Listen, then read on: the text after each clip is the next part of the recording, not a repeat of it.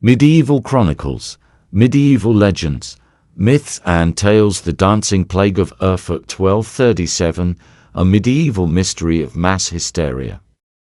In the year 1237, the German town of Erfurt became the unlikely stage for one of the most mysterious and unsettling episodes in medieval history, the dancing plague.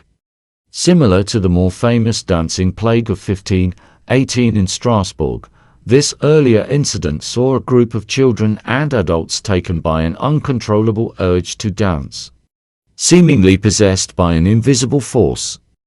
The event is a compelling example of mass hysteria and remains a topic of fascination for historians and psychologists alike. The outbreak in Erfurt. The dancing plague of Erfurt began in the summer of 1237 when a group of approximately 100 children, reportedly from nearby towns, began to dance wildly and uncontrollably through the streets of Erfurt.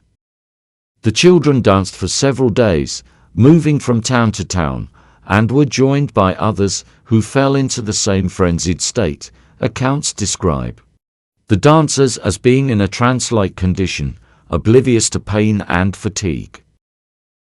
As the children danced, they sang strange songs and displayed odd behaviors, drawing the attention and concern of the townspeople.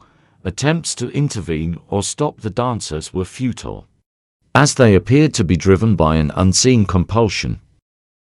Interpretations and responses. The phenomenon of uncontrollable dancing, also known as choreomania, was not entirely unheard of in medieval Europe, but each outbreak was met with confusion and fear. The people of Erfurt, deeply religious and superstitious, sought explanations within their cultural and spiritual framework. Religious and supernatural beliefs.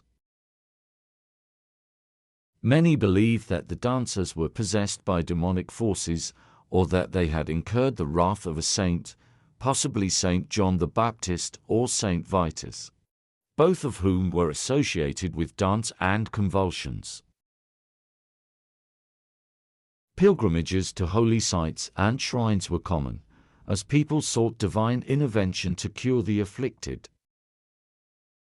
Medical theories. Medieval physicians had limited understanding of the condition. Some speculated that the dancers suffered from a form of hot blood or imbalance of the humors, common explanations for many ailments in that era. Herbal remedies and bleeding were often prescribed, though their effectiveness was dubious at best.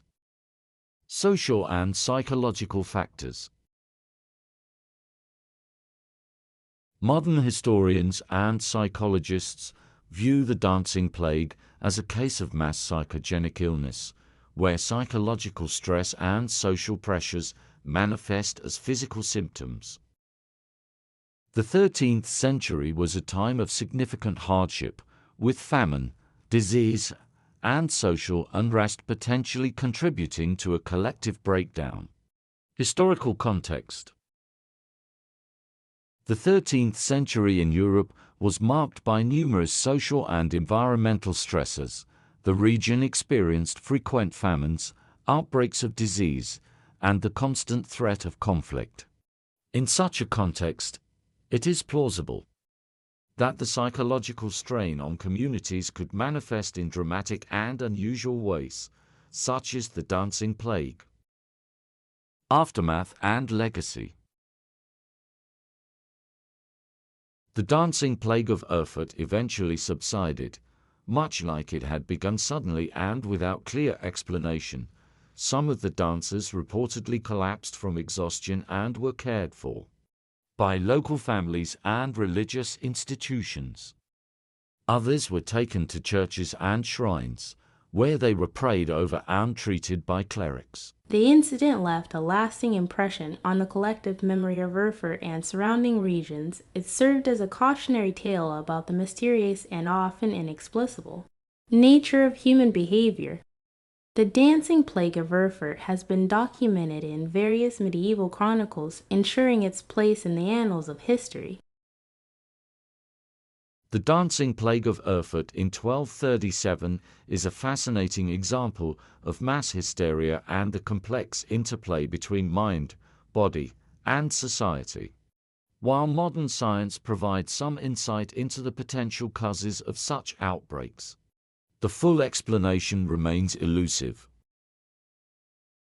The incident serves as a reminder of the enduring mysteries of human behavior and the ways in which communities respond to extreme stress and uncertainty.